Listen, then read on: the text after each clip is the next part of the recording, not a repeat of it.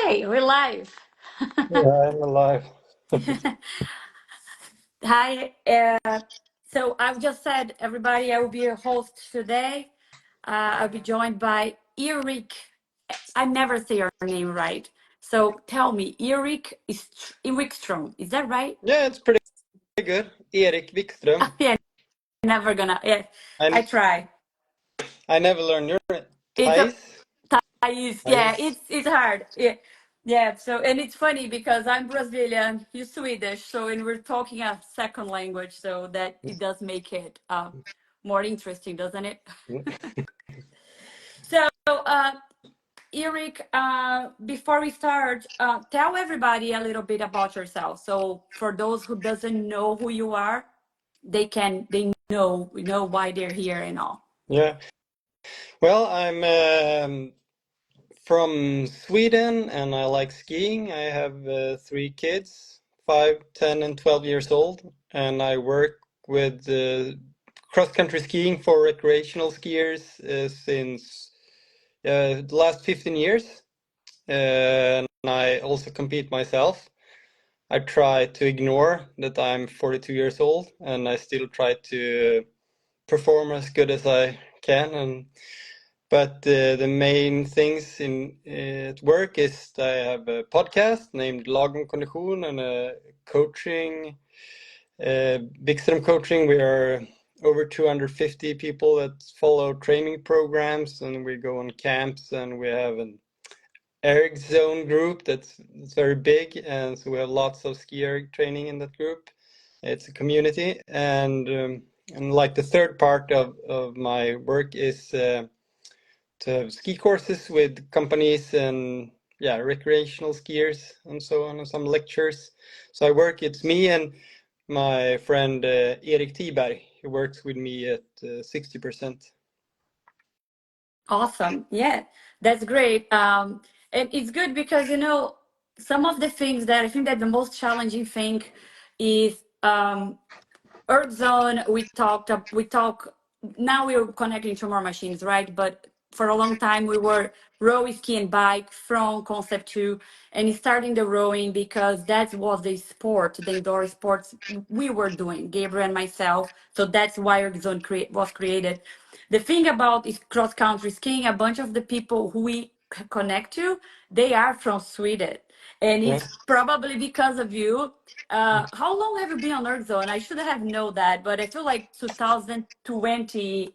I will look. Yeah, I'll look. maybe, I yeah, should. maybe I guess you have the Yes. data. I remember actually in the beginning, some friend from Sweden told me about this app, and I was like, "Why do I need that? I can just put into the workout in the monitor."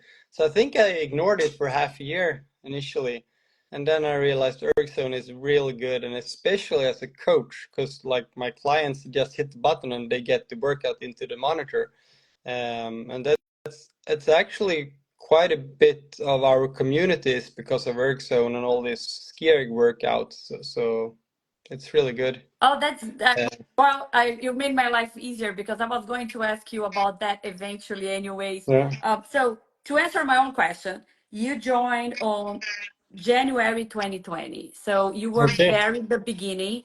We were probably in beta at the point, and Yeah, it was I think it funny. was a beta. Yeah. Yeah, it was interesting because we saw this huge influx of people from Sweden coming in, and we were not even launched yet. So I'm like, where are these people coming from? And I think I told you that we learned about your podcast. I guess you talked about us on your podcast. A bunch of Yeah. people started coming in, and we had no idea what we were saying. So we found a guy here. We asked him, could you please listen to this podcast from this guy that I have no idea what he's talking about and see what he's saying. Anyway, but since then it grew so much and we love it. And I like that this was the opportunity for us to connect a little more with the cross country skier. I feel like personally we still have a lot to learn. And one of their biggest challenges is because a lot of the people are in the Nordic countries or somewhere in Europe, and their first language is not English. So the content is not in English. So then it's hard for me, not because I can translate, but what am I looking at? When I go online, try to learn about things, it's kind of like, what I'm looking, what are the terms I'm looking. So it's being very good, the relationship with you. So we scheduled this talk for this end of the month because October, right? Yeah. So can we tell everybody what it is, invite people, tell us all about what is this, and anyway, what people should expect. Yeah, that's right. This also answered the question when we started with ErgZone, because the first year was actually in 2020, one of the pandemic years, the COVID. So I guess we were pretty into ErgZone at least in October 2020, and so in this, I've done ski erg for a very long time, since 2010, which was very long before that machine got big in Sweden, because most cross-country skiers, they just look at it and laughed at it, like, no, that's for people in TV commercial that you should lose 10 pounds in 10 days, and that's the machine like that.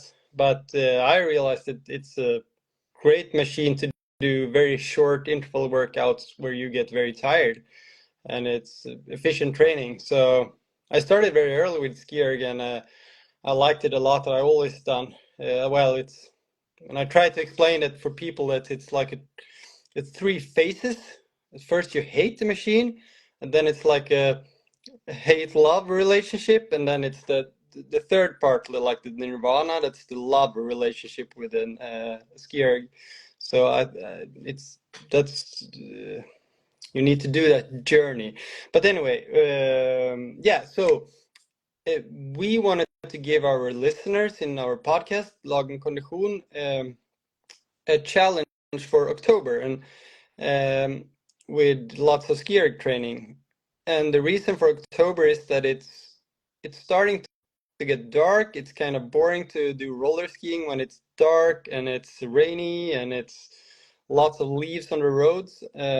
Of course, you can do roller skiing also, but like that's the ski erg month, because in November some people start to go on camps in northern Sweden, and some people get some man-made snow where they live and so on. So that's the reason why it's October, and we put up 3 workouts each week. So in our ErgZone group, Lagom Kondition, I think it's 1,600 members, so it's a pretty big group. But that group is only alive 1 month per year, Correct. and the 3 workouts, they're only in that week. It's like Snapchat; they go away after after that week. So that's and people like to have those 3 workouts per week that month, and usually, of course, most ski erg workouts are kind of tough. I mean, high intensity, so it's kind of boring to today we're doing 1 hour easy, but we also have easy workouts when you can regulate your resistance and frequency. So of course you Correct. can do easy workouts that are fun too, but most of those, maybe 2 of the 3 workouts, they are pretty hard Okay. intervals, or Okay. So at that's least what it's people can. intervals. Okay. So people can expect 3 workouts a week, and then 2 gonna be harder, and maybe 1 is more like a steady state or something that someone may consider a little easier. Yeah, and That's what it is.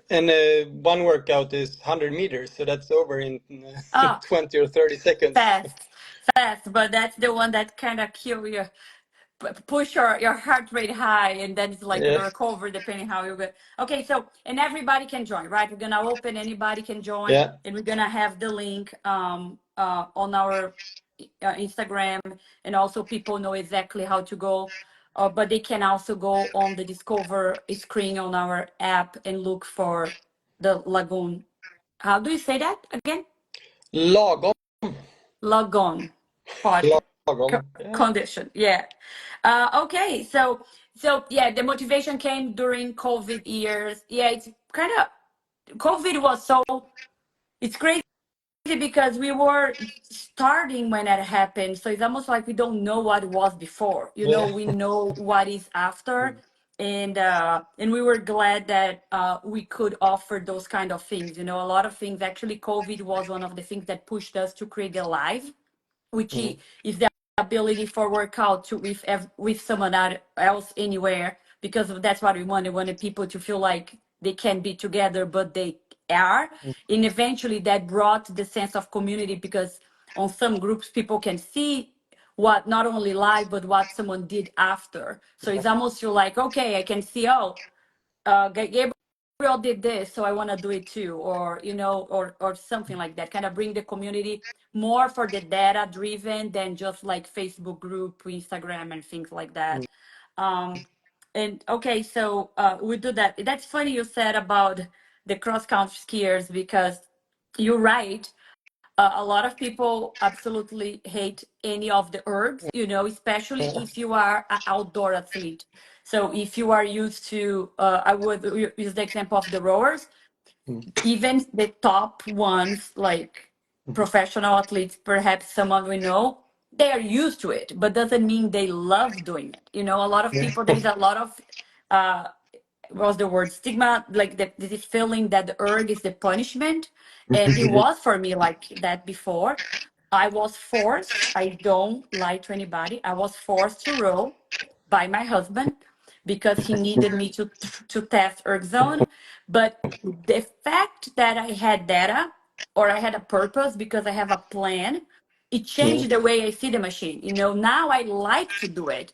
But if I don't have ErgZone in front of me, and I'm not lying just because ErgZone is mine, I hate doing it. But because I have, you know, when I have a goal, so either it's the pace or the heart rate or something. So it's kind of like it's keeping my mind out of this is horrible, I wanna die, and just keep you focused. You know, I don't know. I try to explain to people that maybe if they really know, if they're training with a coach, or if they have a plan, or if they're following at least a goal for each session, that's the feeling. I don't know. Do you feel like that? Do you feel like Yeah.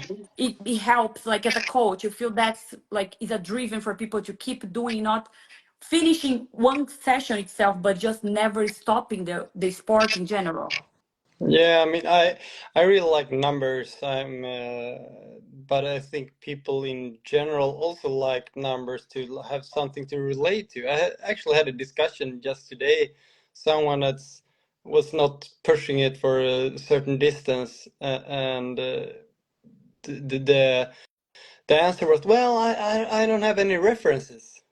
And I think that's the key with ski erg training with ErgZone, that you have reference, you have other people to relate to, and you have yourself to relate to, and there's like meaningful. Yeah. It's meaningful.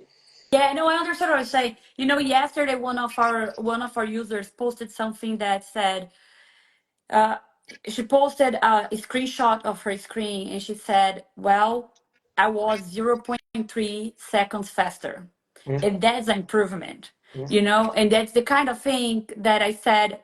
We know that's why data is so important, because you wouldn't know the difference if you were not looking at detailed data, right? And 0.3, a lot of times is a lot, yeah. right? So like it is how long it takes for you to kind of to shave 1 second of a session. You know, sometimes it's months, so you need to rely a little more than total meters and total time, I guess, to really see if you're progressing. I like, for instance, to look at my heart rate. If maybe I wasn't faster, but if I kept the same speed, but the heart rate is lower, it means Mhm. I am better, right? Yeah. Yeah, that's Yeah. that's good. And I think that is something else that I learned about from the cross country skiing. That was the roller ski, right? Mm, That is something different as well. That's very particular about the cross country community. That, so again, I will go back to the rowing example. Okay, it's almost like the rowers on the water rowers, they still erg a lot of times, so they still on the rower for a period. mm, They will increase volume on winter, but they still have some, you know. But we yeah. notice now, after 4 years with the cross country, community that that's not true, because you guys have this other intermediate, right? So you go from on the snow to the roller ski Mm. to the ski erg. So you have like a middle there, that there where people want to be. And I assume because it's so cold where you are, everybody want to be outside when they can, right? Well, it's a little different part of Sweden, like because up north it's cold, and down south in Sweden we don't. There's so little snow. Like where I live, Yeah. near Gothenburg, we have very good man-made snow. But if you go 2 hours south of me, or 3 hours south in near Malmö, I mean there is no chance for skiing on snow. That's roller skiing or ski erg. But I think springtime, people in Sweden don't use the ski erg so much. Like Because they want April. to go outside. They want to see the sun. That Yeah. it? It is But for funny. me either, like in April and May, I just want to be on my running and be on my road bike and be out roller skiing in it when it's sunny. Like ski erg, April and May, that's not ski erg months. Yeah, no, after year, like after, as I said, after a few years, we noticed that, now because we have data, you can see when the lows and the highs are for each sport in each area, right? I'm from Brazil. Brazil doesn't have extreme cold. It's hot, but where I am is not extremely hot. And of course we don't have snow. So but moving to SA, I noticed, like, okay, even though I'm in Florida, Florida is super hot most of the year, but during the cold, you also feel like, okay, it's when it start getting warm, you want to go outside, So I guess up north is even more. Yeah, that's great. Which brings me to, I mean, I had the pleasure to meet you earlier this year. I went to Sweden because of you. Because so last year we organized. You organized. I didn't do anything. I was just here, like providing the platform, the seeding race for Vassalopet on the ski erg, and it was something different. And because of that, I learned about the race. And I decided to, like, maybe I should try this. So I've never tried cross country skiing before. And I decided to do a 10K because why not, right? What I thought was I probably could walk 10K on the ski on that terrain. So I remember, like, I'm freaking out. I'm looking everywhere. I'm reaching up to everybody I know you in Sweden and saying, "Do you think I can do that? And how do I do that?" And and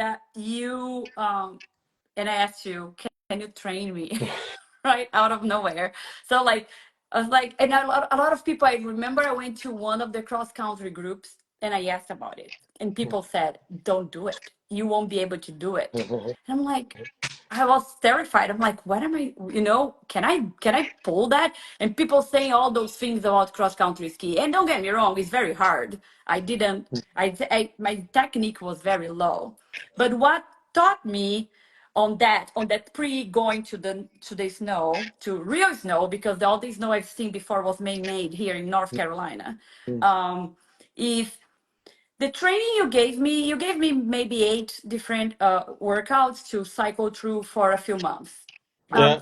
I noticed a difference because everybody who I contacted before were kind of, uh, let's say, on the indoor skiing mostly, not a coach from cross country skiing coming to the erg to help on the training. It was more like, okay, when I am skiing, I'm skiing on this machine.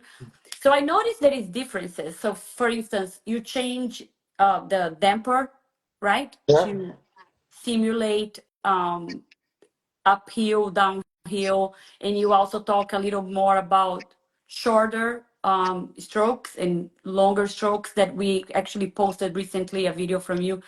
Um, that's that was very different. So can you talk to me? Can you talk very fast about that? Like do you ever see other people like just like how they teach the how to ski on the skier that doesn't come from cross country? Have you ever seen coaches what the way? Oh. No, not really actually. Well, I see ski erg sometimes like on in the CrossFit community, Yes. but I have not been in contact with coaches around that thing. But skiing is like you ski uphill and downhill, and you have soft snow and you have hard snow and you have turns and all that. So you need to be able to change your frequency, and you need to realize that when it's icy and tailwind, it's low resistance, and when it's headwind and slushy snow, you have lots of resistance. So therefore, you can change that.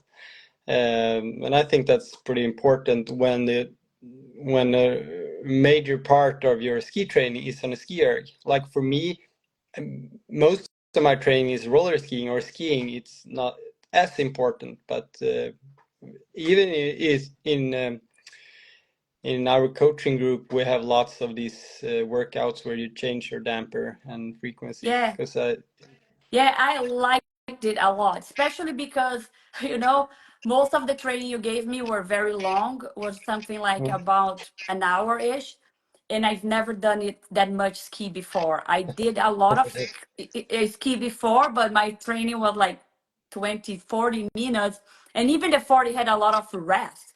So I'm like, oh my goodness, I can't do that. How am I gonna be on the ski machine for a whole hour?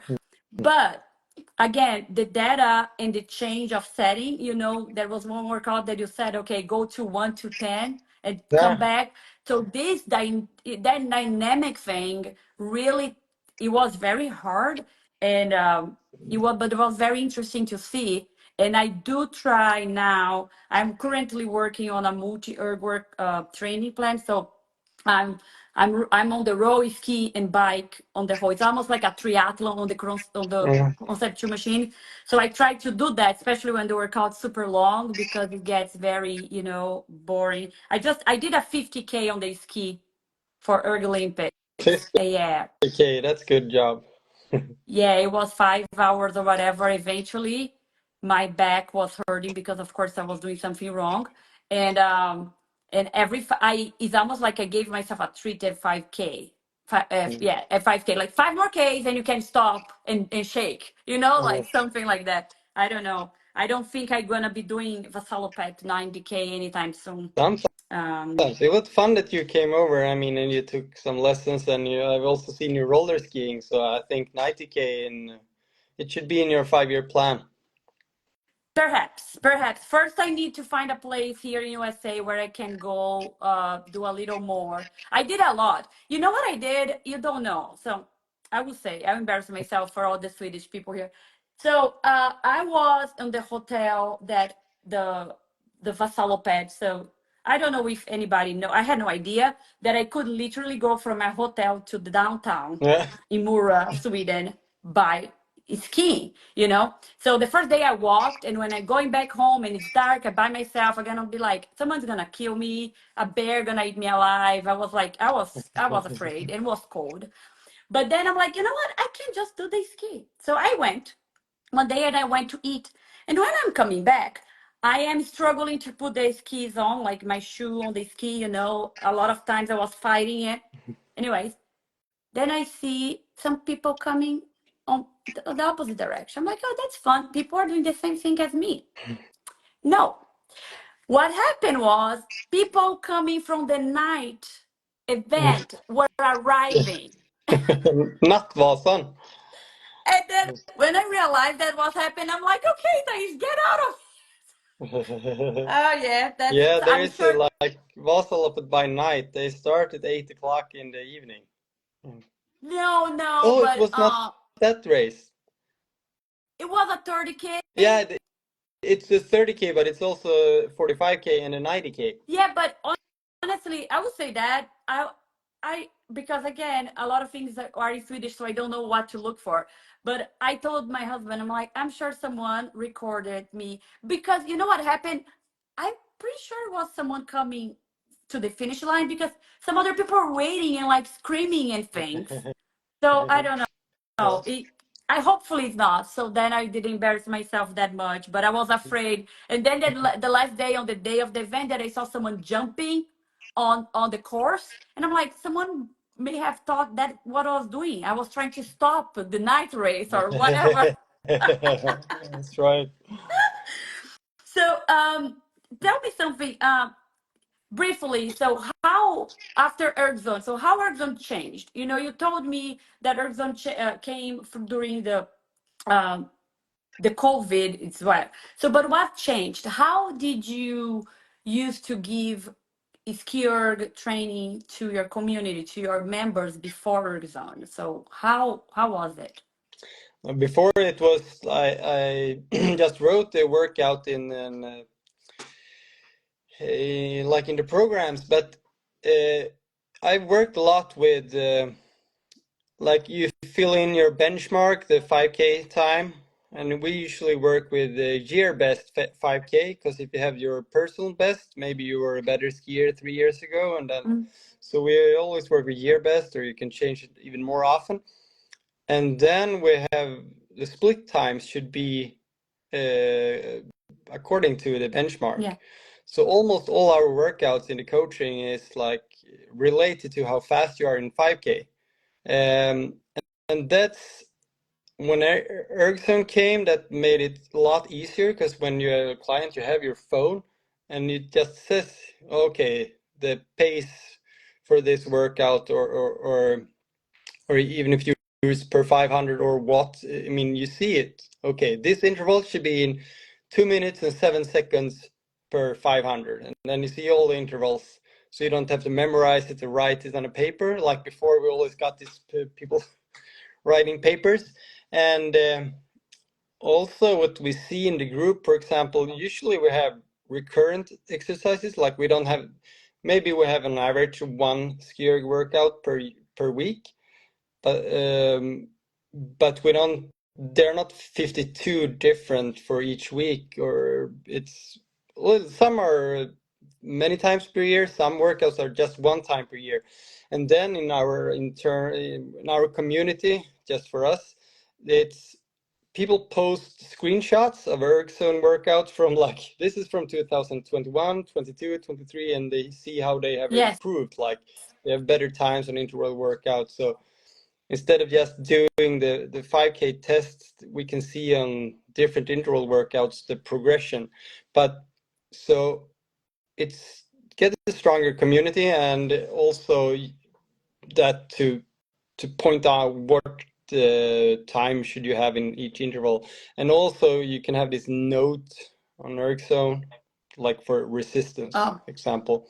yeah. And we also have a lot, we tell them what to have resistance, not exactly, not all the workouts, but many times. Yeah, yeah, I remember when I was doing it, and it was helpful to have the notes because eventually, like when you're going, I don't even remember. There was one workout that we changed quite frequently, and I'm like, okay, Yeah. what that is. No, yeah, and you know what? The pace calculated by the app was one of the reasons ErgZone was created. Um, because at the time, my partner Gabriel, he was doing a rowing plan that was based on a 2K, and every time would be like, let me see 5 minutes before the workout and calculate all the paces and put in a paper that's gonna probably fly when the flywheel start to start to work and stuff like that. Oh, that's great. That's great to know that you have like they share the ErgZone screen. And I love when coaches or my coach, if we use workouts, because yeah, Yeah. sometimes you need to adapt, right? You create this plan, and then you see maybe next time you will do this one thing different. So you may change or create a new one. But a lot of times you gotta repeat yourself because that's Yeah. how you master things, right? Repeating. And I like that, yeah, you can expand and easily see, kind of compare. And during my training, because you also, as I said, you gave me probably 8 different workouts. And like every time I came back, I would be, oh, okay, so this is what I did there. So how close I am from finishing that 10K on the snow or Mm, not. mm. Yeah, so that is anything else. No, I have one more question. Sorry, I'm Yeah. looking, I had But some also coffee. what we use, we can say also, like in the coaching, we started, uh, we had this race that was public with, I think it was 444 skiers that signed up. for this seeding race. It was a pretty big thing for us with ErgZone, and you were there in front of your computers when we did it, and we have a TV broadcast, and we should get all these 444 people into ErgZone and into the registration and all that stuff. It was kind of a big thing for us. Before that, we had like in the coaching, I think we were 50 or something that did it in ErgZone and also on Zoom. Um, so we also did that race this year. So we have some races within the coaching in ErgZone, and also we have the live function, so people can see each other live. And sometimes we have some races within the coaching with the leaderboard. I usually only have the leaderboard when it's a specific workout, because I don't want the leaderboard for normal interval Yeah. session, because some people, they don't want to show everything they do on ErgZone.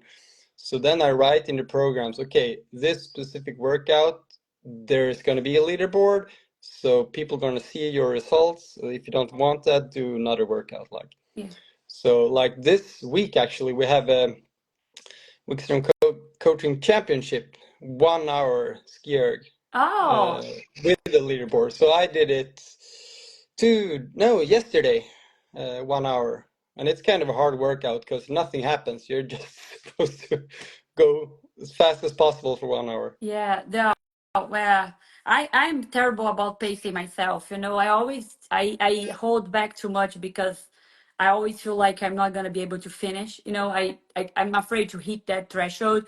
In the past, I felt like a couple of times I had to stop and just feeling like everything would come back. So Yeah. I am very afraid of reaching that point.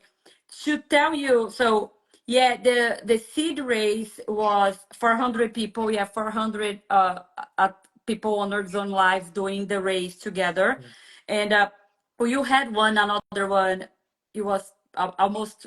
Well, I guess it was 2 times, but we have 100. Didn't we have 100 or something last year when you did a 2 hour? Because you did a 2 hour Yeah. the light and then you changed to 1 hour and a half. Yeah. Yeah, I don't know exactly how many we were, but Yeah. yeah, we did 2 hours first time, but we realized that the last half hour was kind of hard, both for the broadcast and for the participants. And also we did it in a studio, and it's got Too so long. hot. Oh, And there's like a difference there. So I think 90 minutes is like a sweet spot, because it's it's long, but it's not two yeah. hours. 60 Yeah. minutes is like Short.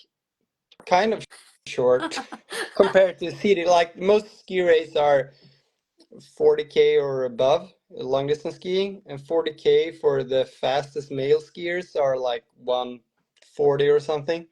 So 90 minutes is good, because in skier you can tuck, like you have to ski all the time. In normal skiing you can tuck in the downhills or chill out in the downhills. True. Yeah, yes, that's something that I thought about, like when I was doing the longer sessions and then when I went, because like, okay, what can I do on the ski in a whole hour and like a 10K? How long would take me a 10K on the ski and how long would take me a 10K on the snow? I was I was I was lower in the snow because I was afraid I would break a bone in another country by myself.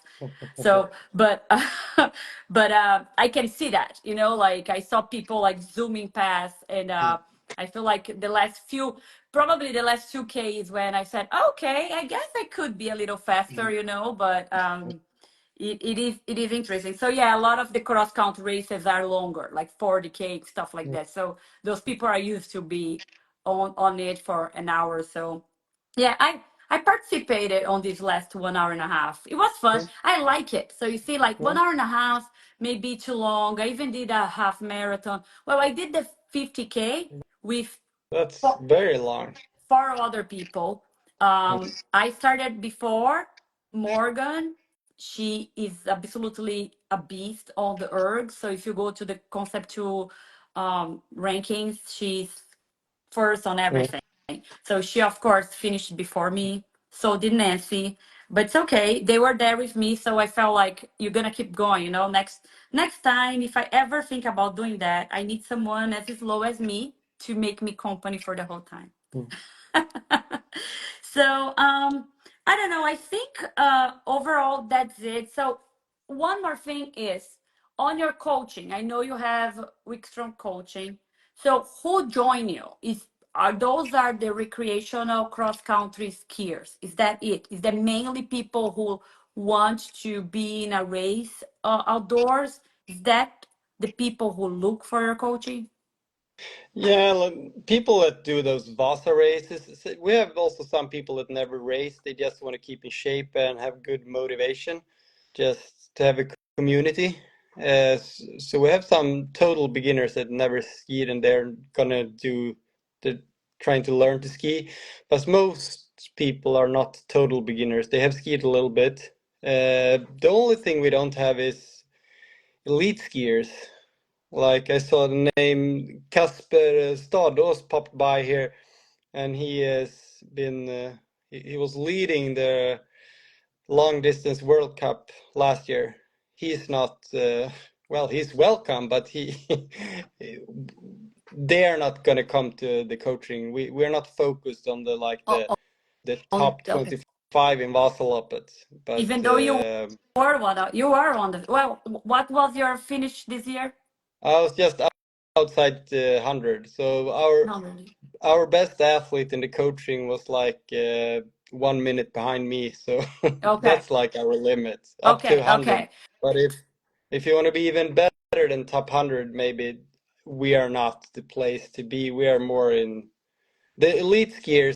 The That's not my daily focus. athlete, right? So most athletes will find themselves on this place where you can still perform very well, but you're not necessarily going to the Olympics Yeah. or No. something, No. something like that. Okay, but it's good. It's a good place to be. Like there is a lot of people because it's health. I feel like if people feel motivated, they don't give up, and if they don't give up, they will be healthier longer. And I feel Mm. like I also like those communities through sport because you belong somewhere. Yeah. I think I briefly told you that I met with one organization in Brazil that we're gonna post about that in the future. We're working, like we're interviewing people, but they got kids from a community in Brazil, um, and they are like those kids were just like watching.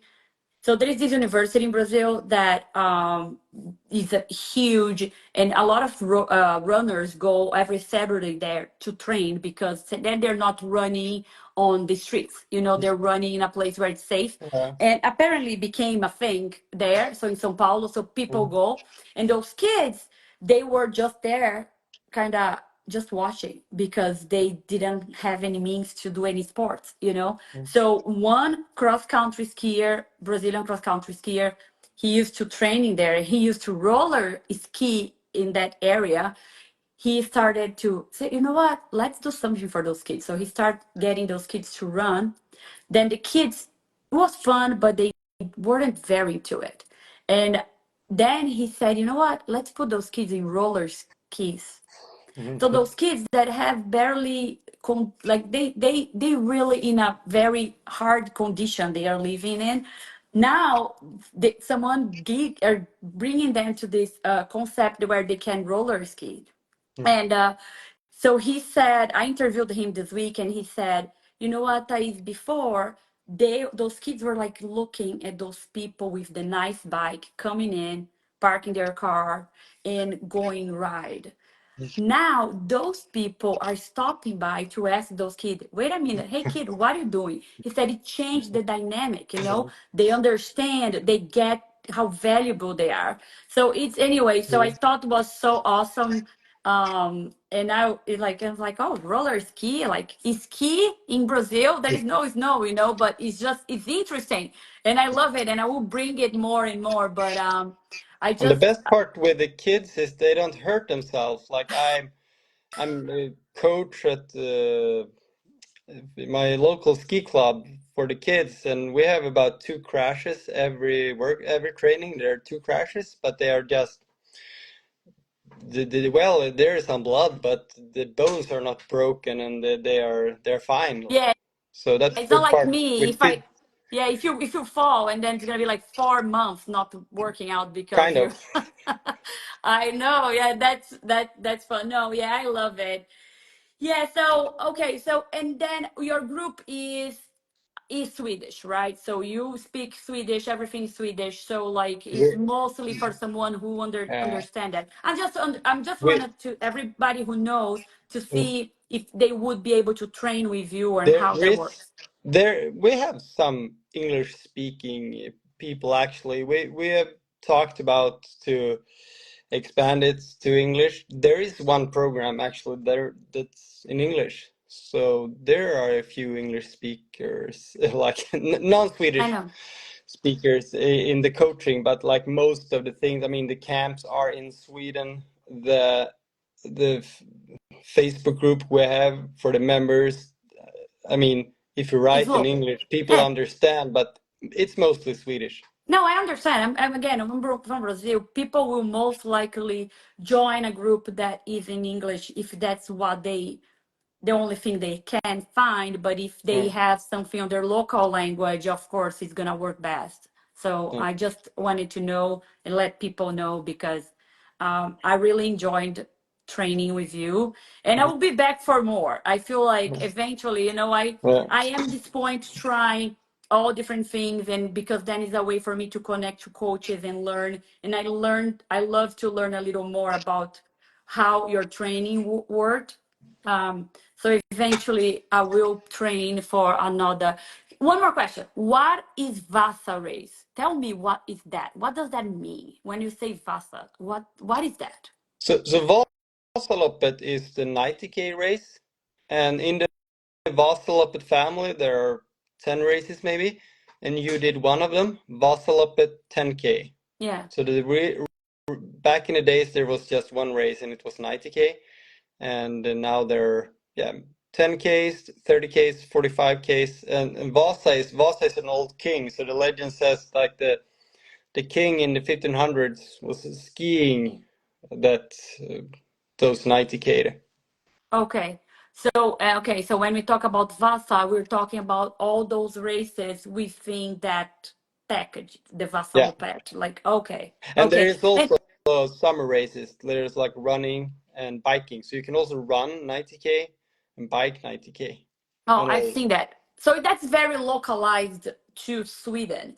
So Yeah. what are the races everywhere else where they do it? Do you know, like anywhere else? Like what are the most cross country? Like like if you think about rowing, someone's gonna say, "Oh, it's gonna be the World Rowing Championship is a 2K." What is for cross country? Like there is world championships and Olympics in cross country, but not in long distance skiing. So Vasaloppet is like The the long. that's the most prestigious long race. Okay. Uh, And what is what? So if you go like to the lower, what would be like running? You say about a 5K, right? People do a 5K all the time, everywhere. So oh, I see. Like, what is it for cross well, country? Is there 5K skier. a But 5K but because skier? you can't in skiing, it's depending on weather. I mean, in running, a 5K is well, you could have some rain, but in skiing, it's totally different. So it's not relevant. You don't Okay, talk about the personal best in 40K or 10K in cross country skiing, but you talk about it on skier. Uh, but okay, most long distance races, like many of them are 40K, for example, or 40K. 50K. Yeah. So we're talking about that. So if someone told you something, they would tell you like how fast they are on a 40K on the snow. Is that what they would tell you? It's kind of irrelevant. Of course, the fast skier is a little faster, but also some races that are 40K are actually 37K or 43K. Okay. Um, Yeah, it's and not they that could. precise. Okay. I just wanted to know because I heard about Vasa so many times. Yeah. Like, let me really understand what that There, is. there is also a Vasaloppet in Mora, Minnesota, in the US. I know. And there is also one in China. So I guess there are those China and the US also. I think it's February 8th. I was actually looking to see if I Oh, could go there this oh, year, nice. this next year. My birthday is the weekend after, so maybe that's gonna be my I I know, and that's another point because I want to connect to the cross country skiers in USA, and I haven't really, like, so I need to find them out there Mhm. because I know the skier community, but the skier community is not necessarily the cross country. And when I was looking for um tips about the race in Sweden, because I had no idea what I was doing and I had no idea what I had to wear or where to buy and all the things in Florida. You don't find those kind Yeah. of clothes in here. So I was having a hard time finding that community. Mhm. So if you know someone in USA, tell them I need to know them. I need to say I hi. I And have some connections in Fairbanks, Alaska, so I'll hook you up with them. there you go. Maybe I'm gonna go there. Should I go there ski? Yeah, it's cold and nice. Okay, so Worse, maybe. colder than Florida. Well, but I still want to bring my kids to Sweden. I feel like they would love to do like the kids race or just have the experience. Mura was amazing. I am so thankful that to connect with you for all the help you gave me and for motivating me. Like I'm pretty sure you motivate a lot of other people. So just keep doing what you're doing and like making people healthier, happier. Like we need to belong somewhere. So I I love it, and let's keep finding ways to bring even more community and more of that to Yeah, everybody together. that sounds good. Awesome. Thank you, Erik. Calma, Yeah, Erik. Erik. Erik. Yeah, Erik. thank you too. Thank you, everybody, for joining us. And I will catch up with you soon. Yeah. Okay, Bye. bye.